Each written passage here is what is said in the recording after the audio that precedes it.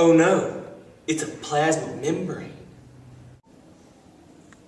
This is our plasma membrane project by Keene and Gentry. I'm going to introduce all the parts, starting with cholesterol, glycoprotein, glycolipid, integral transport protein, carrier protein, and phospholipid bilayer. And the channel protein. I'm going to start it off with cholesterol. Cholesterol doesn't span the whole length of the bilayer. It also stabilizes phospholipids. It plays a role in facilitating cell signaling. Cell signaling is the ability to communicate with other cells. Cholesterol contains both hydrophilic and hydrophobic portions. Without cholesterol, cell membranes would be too fluid, not firm enough. The phospholipid bilayer is composed of hydrophobic, nonpolar, water-hating tails and hydrophilic, polar, water-loving heads. The tails extend inward and the heads outward. This organization of phospholipids in the plasma membrane make the latter selectively permeable to ions and molecules. Phospholipids provide a barrier around the cell and are also emphatic, meaning they are a single molecule with a dual personality. Integral protein, aka transport protein, firmly attaches in the plasma membrane with its hydrophobic component interacting with the phospholipids. H2O, aka water, loves to travel through the transport protein at quick speeds, very quick speeds. The carrier proteins regulate entry and exit of particles into and out of the cell. A carrier protein is required to move particles from areas of low concentration to areas of high concentration. They help in the conduction of ionic substances and polar substances. Each carrier protein is designed to recognize only one substance or one group of very similar substances. Specific diseases have been correlated with specific defects in carrier proteins.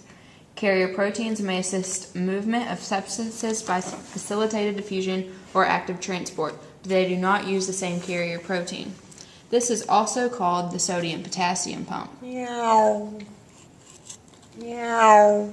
Glycolipid. Glycolipid is a membrane component composed of lipids that are covalently bonded to monosaccharides or polysaccharides. The outer surface of the membrane will tend to have a lot of glycolipids. Glycolipids have their hydrophobic tails embedded in the hydrophobic region of the membrane and their heads exposed outside the cell. Active transport is the movement across the membrane against the concentration gradient. This requires energy. Examples of active transport include the uptake of glucose in the intestines in humans and the uptake of mineral ions into root hair cells and plants. The sodium-potassium pump carrier protein requires active transport to move the sodium and potassium through the pump. Exocytosis is molecules exiting the cells, and endocytosis is molecules entering cells. Passive transport. Passive transport is moving particles from one high to low concentration and does not require energy. Passive transport is dependent on permeability of the cell membrane.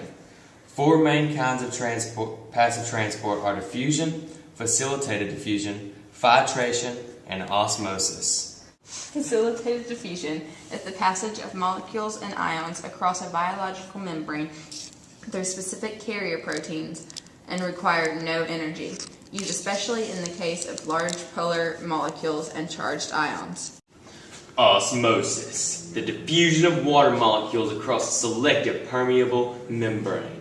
The movement of water molecules from a high solution of water potential to an area of low water potential. Diffusion, O2 and CO2. It can happen without a cell membrane. Diffusion is the movement from where there's a lot to where there's not.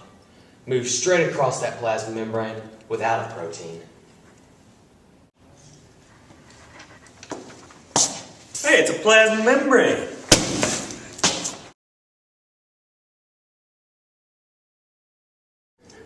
This is our phospholipid project with Keene.